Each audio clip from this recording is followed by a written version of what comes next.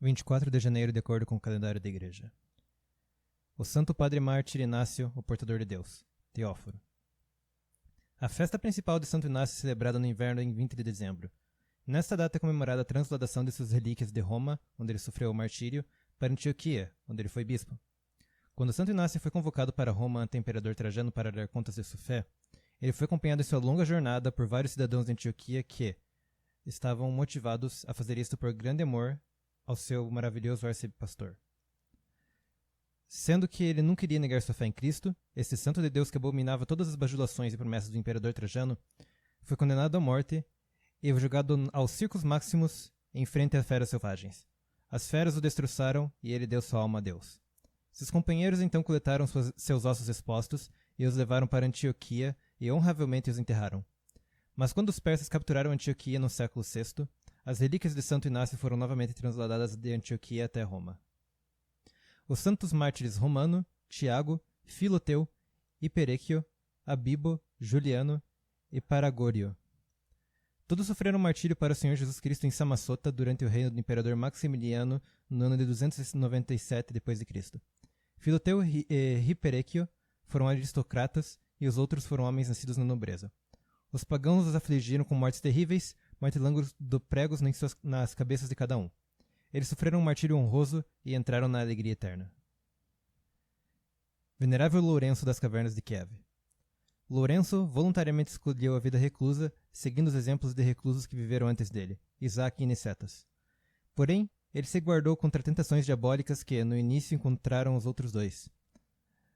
Com grande resistência, oração e bons pensamentos, Lourenço conquistou alto estado de perfeição. Ele aprendeu de um demônio aterrorizado que, de 118 monges no Mosteiro das Cavernas, 30 deles foram dados poder por Deus, a autoridade sobre o espírito maligno. Lourenço presenteou a si mesmo ao Senhor no ano de 1194 d.C. Hino de louvor. Santo Inácio, Teóforo, o Portador de Deus. A morte amarga de Cristo amorteceu o ferrão da morte e expulsou para sempre o medo irracional da morte.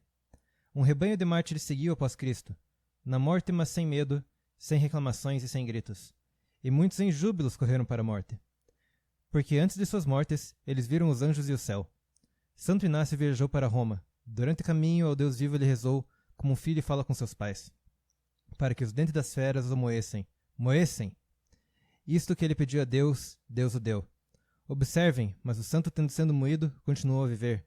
Vivo inteiro até hoje na mesa celeste, pão feito macio pela tortura por Cristo. Santo Inácio, o corajoso portador de Deus. Pelos séculos ele dá coragem àqueles que são torturados. Existem dois sofrimentos, só podem haver dois sofrimentos, para a justiça ou pelos pecados. Isso não pode ser escondido. Dor pelos pecados é uma dor sem esperança, mas dor pela justiça é alegria sem tristeza. Como a luz pela chuva que decora o arco-íris, desta forma a alegria pelas lágrimas e tristeza gentil, no céu espiritual, o paraíso e Deus são mostrados. Isso fortalece a alma dos santos mártires. Reflexão. O quanto mais um homem avança em seu conhecimento espiritual e em purificação do coração, mais é aparente para ele que a profundeza que ele se encontra é ainda mais funda e que a altura que ele deseja é ainda mais alta. Quando um gigante espiritual em sua cama de morte ouviu seus companheiros o elogiarem por conta de seu grande ceticismo, ele começou a chorar e disse: "Meus filhos, eu ainda nem comecei minha vida espiritual." Quando Santo Inácio, o portador de Deus, estava preso na masmorra, ele escreveu aos Efésios: "Eu não os comando como se eu defendesse algo. Mesmo que eu esteja em cadeias, pelo nome de Jesus Cristo, mesmo assim, eu ainda não aperfeiçoei ele em mim. Agora eu apenas comecei a ser discípulo dele e eu falo a vocês como colegial dos meus professores." Contemplação. Contemple ao Senhor Jesus na simplicidade do seu comportamento. Primeiro, como ele agiu com simplicidade para com os pecadores, tanto quanto escribas e príncipes. Segundo, como ele responde a todos e entra na casa de qualquer um que convide a ele. Terceiro, como sua dignidade real claramente irradia pela simplicidade de seu comportamento. Homilia. Sobre a perfeição de cumprir a vontade de Deus. Jesus disse-lhes: "A minha comida é fazer a vontade daquele que me enviou e realizar a sua obra." São João 4,34. Aqui está o exemplo salvífico dado a nós pelo nosso Salvador. Ele, que teve tanto poder e autoridade e sabedoria, disse que ele veio ao mundo não para fazer sua vontade, mas a vontade do Pai, e não para fazer o seu trabalho, mas o trabalho de seu Pai. Mas nós, mesmo que sendo fracos como uma teia de aranha, continuamente enfatizamos a nossa vontade e alguns o nosso próprio trabalho. Mesmo sendo o Filho igual ao Pai, como ele diz em outra passagem, eu e o Pai somos um, São João 10:30, mesmo assim o Senhor Jesus diz que ele veio ao mundo fazer a vontade do seu Pai e para completá-la.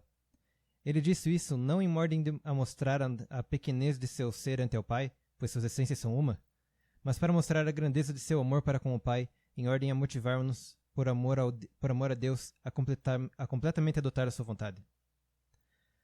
Toda miséria nesta vida vem do fato de que nós não implementamos a vontade daquele que nos enviou para esse mundo. E nós não implementamos a sua vontade porque nós não temos amor por ele. Porque qualquer um que ama outro, ele faz algo de acordo com a vontade dele. O Senhor mesmo disse, se me amais, guardai os meus mandamentos. São João 14:15.